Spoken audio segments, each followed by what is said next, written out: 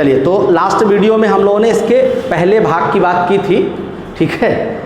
अब हम लोग बात करेंगे इसके दूसरे भाग की, पार्ट बी डाल लीजिए, ठीक। अभी तक हम लोगों ने बात किया किसका, कि अगर कोई विशिष्ट आदेश देगा तो वो पूरा होगा और आदेश नहीं दिया जाएगा तो पूरा नहीं होगा, ठीक है। अब जो बात है इसमें हम आदेश नहीं लेंगे, इसमें हम कंटिन्यू रखेंगे, कंटिन्यू करेंगे, ठीक है। बात समझ में आ गया।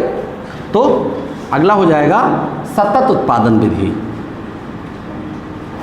सतत उत्पादन विधि,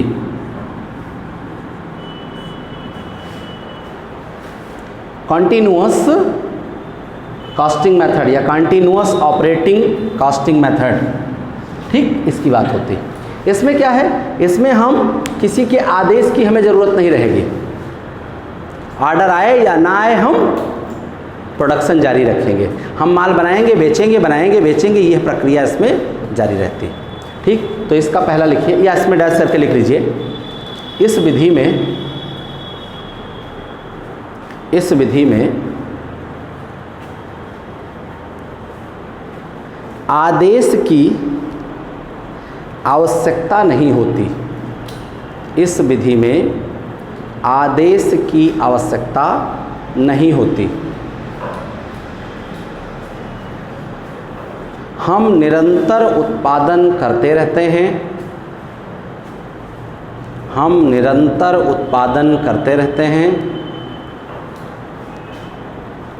और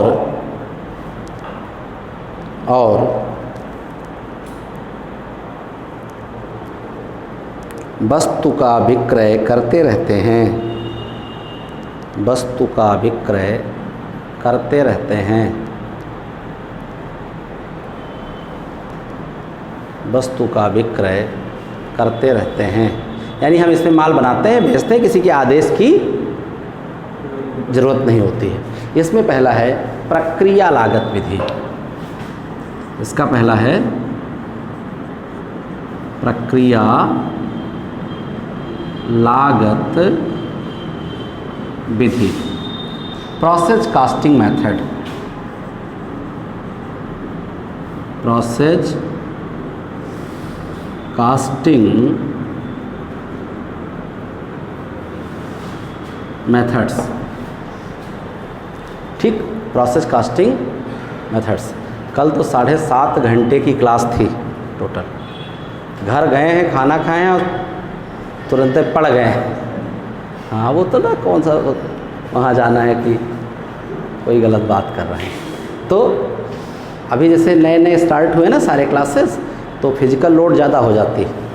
चलिए, तो यहाँ पर क्या है, प्रक्रिया लागत का मतलब क्या है, बहुत सारी वस्तुएं ऐसी हैं जो, ये इसलिए बता रहा हूँ कि आप 7 घंटे पढ़ते नहीं होगे डेली, अब हम 7.5 घंटे डेली पढ़ाते हैं। सोचो, मतलब खड़े 7.5 घंटा तो पहली बात खड़े होना,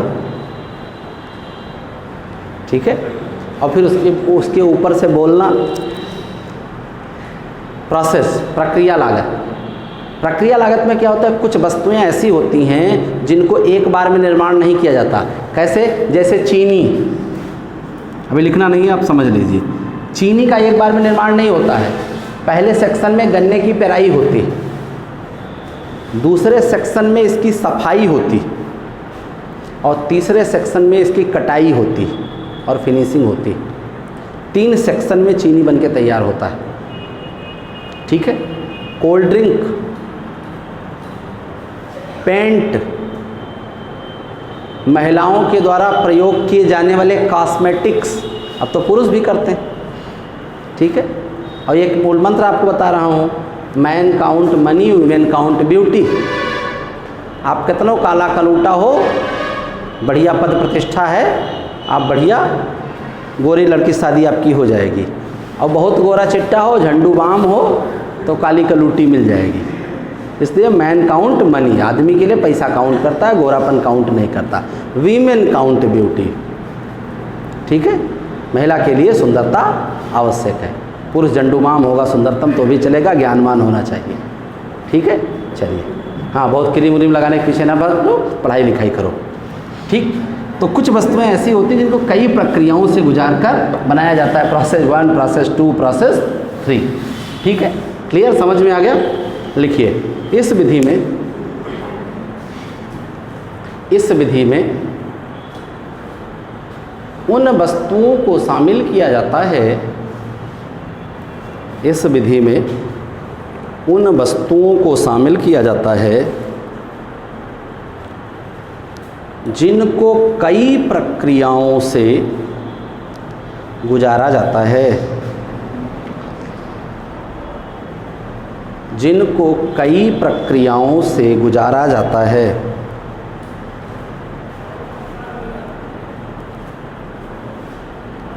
जिनको कई प्रक्रियाओं से गुजारा जाता है।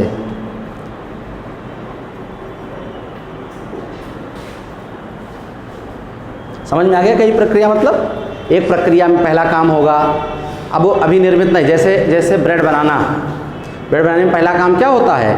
आटे की लुगदी बनाना, आटा सानना। फिर दूसरा प्रोसेस होता है उसको ट्रे में लगा के बेक करना, सेकना। और तीसरा प्रोसेस होता है कटिंग करके पॉलीथीन में पैक करना। इस 3 प्रोसेस से गुजर करके तब ब्रेड आपके पास आता है। और जो ब्रेड आप खाते हो बटर लगाकर, बनने की प्रक्रिया देख लें तो नहीं खाएंगे, क्योंकि फिनिश गुड्स हमारे पास आता है, इसलिए हम उसको, ये जो आप ये माजा वाजा पीते हो, माजा की बनने की प्रक्रिया देख लो। माजा कम्प्लीटली कद्दू से बनता है। और हम लोग वो रसीले आम, कौन सी है महिला करती है प्रचार, बेवकूफ़ बनाती है हम लोगों को, हाँ कटरीना कैफ, बोतलवे खा जाती है। चलिए, हाँ, तो तमाम सारे वो लोग हाथ नहीं लगाते हैं। और हम आपको वो विमल पान मसाला देखे होंगे, अजय देवगन भाई बेवकूफ़ बनाते हैं। यहाँ अजय पढ़ाते हैं, वहाँ अजय देवगन बेवकूफ़ बनाते हैं, तो गलत बात है। चलिए, तो कुछ उत्पाद ऐसे होते हैं जो कई प्रक्रियाओं से गुजारे जाते हैं। ठीक, जैसे लिख लीजिए, जैसे चीनी, साबुन, घी, जैसे चीनी, साबुन, घी,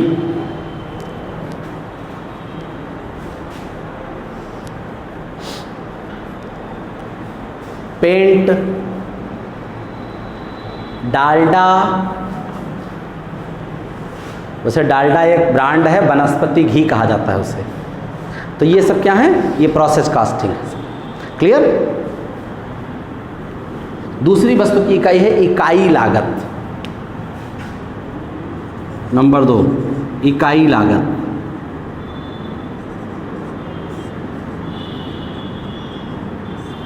इकाई लागत विधि, यूनिट कास्टिंग, यूनिट कास्टिंग।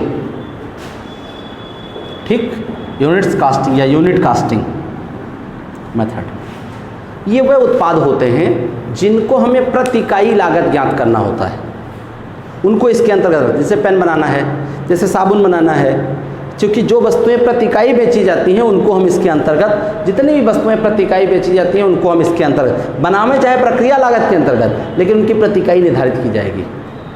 तो ऐसी वस्तुएं जिनको प्रति इकाई लागत ज्ञात की जाती है उनको हम यहाँ भी बना सकते हैं, यहाँ भी बना सकते हैं, यहाँ भी पर यूनिट निकाला जाता है। लिखिए, वह वस्तुएं जिनमें एक समान इकाइयों का उत्पादन, जिनमें एक समान इकाइयों का उत्पादन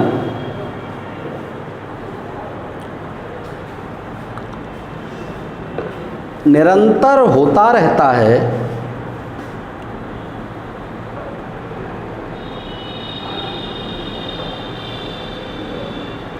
और जिसमें निरंतर होता रहता है और जिसमें प्रति इकाई, प्रति किलो,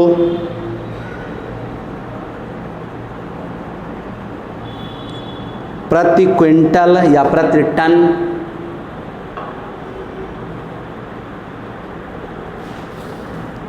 आदि का प्रयोग किया जाता है, आदि का प्रयोग किया जाता है। आदि का प्रयोग किया जाता है।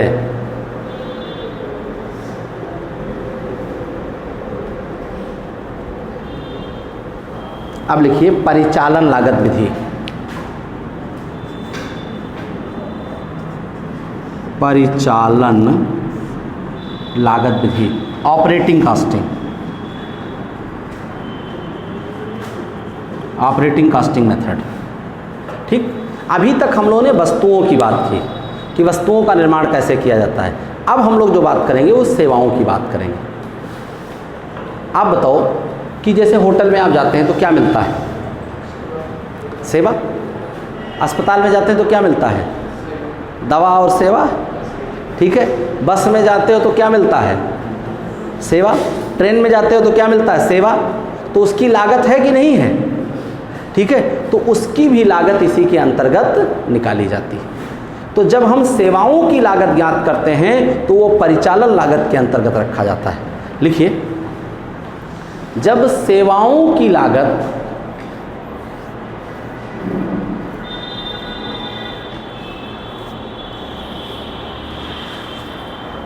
निकाली जाती है,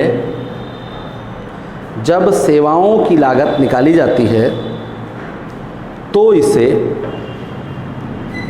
जब सेवाओं की लागत निकाली जाती है तब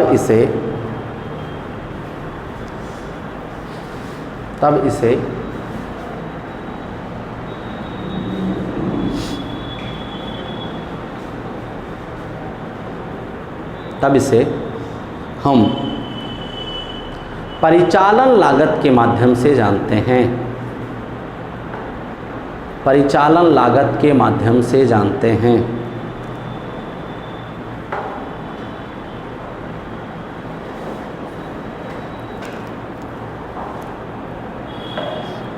परिचालन लागत के माध्यम से जानते हैं।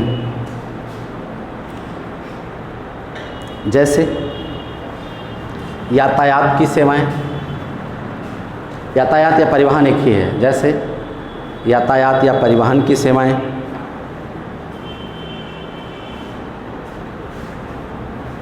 होटल की सेवाएं, होटल की सेवाएं,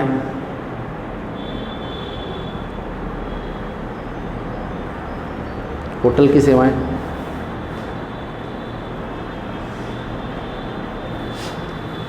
अस्पताल की सेवाएं,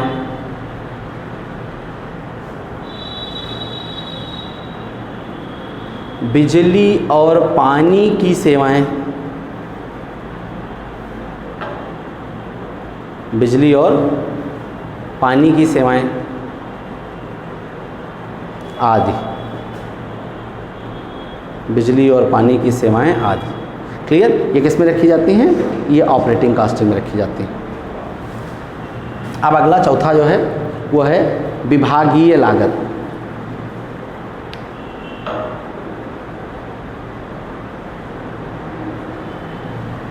विभागीय लागत,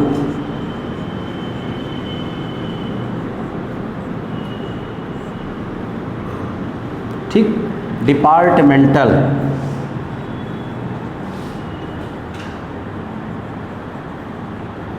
डिपार्टमेंटल, ठीक, डिपार्टमेंटल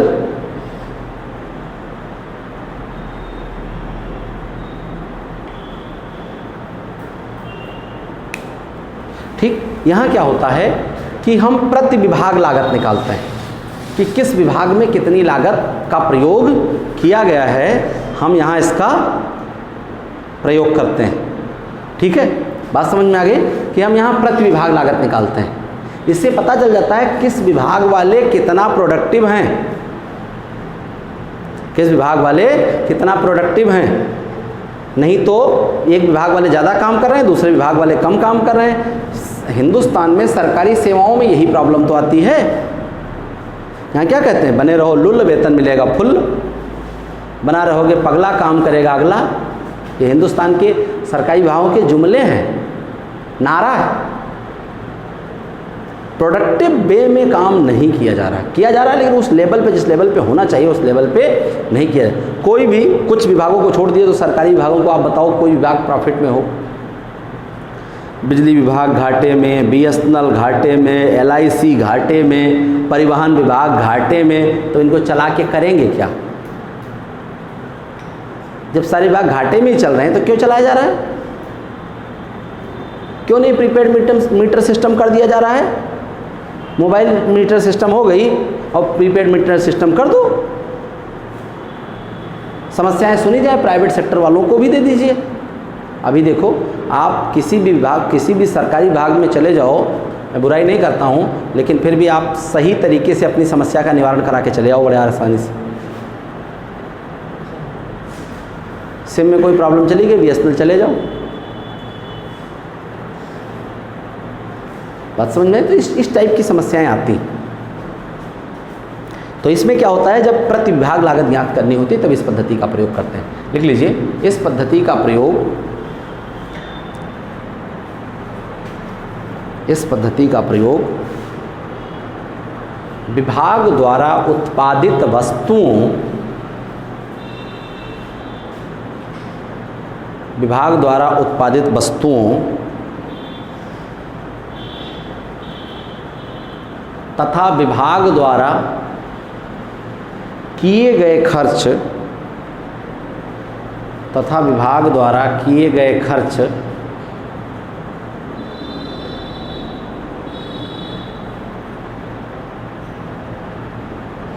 का ध्यान रखकर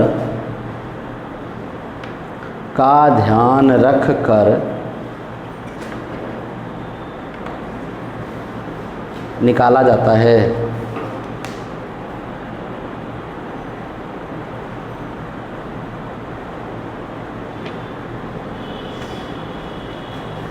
अगला है बहुसंख्यक लागत पद्धति।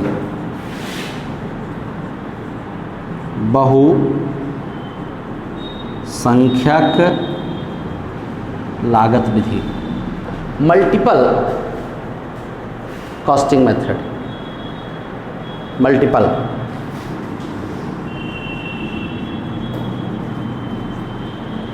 कॉस्टिंग। आप जानते हैं कुछ विभाग ऐसे होते हैं जहाँ पर विभिन्न वस्तुओं को जोड़कर बनाया जाता है। जैसे मोटरसाइकिल, इंजन भी चाहिए, लाइट का सामान भी चाहिए, टायर भी चाहिए, ट्यूब भी चाहिए, गद्दी भी चाहिए। अब जो हीरो कंपनी है वो सब नहीं बनाती, ठीक है। वो करती क्या है, स्टार्टिंग में जैसे आप देखो, हीरो में हीरो कंपनी का टायर नहीं लगा होता है। वो टायर किसका लगाती है, MRF का लगाती है, किसी का भी लगाए, ठीक है। अगर लाइटिंग सिस्टम देखो, जो हेडलाइट है, जो बैक लाइट है, लाइटिंग सिस्टम दूसरी कंपनी का लगा होता है। गद्दी दूसरी, सीट कवर दूसरी कंपनी का लगा होता है। सीट कवर हीरो का लगा होता है, लेकिन जो गद्दी है वो हीरो की नहीं होती। बात समझ में आ गई? तो जो गद्दी है वो हीरो की। तो ऐसे कुछ जो होते हैं वहाँ पर मल्टीपल विभिन्न डिपार्टमेंट से प्रोडक्ट को कलेक्ट किए जाते हैं और तब डिपार्टमेंट में फिनिश गुड्स बनाया जाता है। बात समझ में आ गया? तब हम डिपार्टमेंट में फिनिश गुड्स बनाते हैं। क्लियर? समझ में आ गया?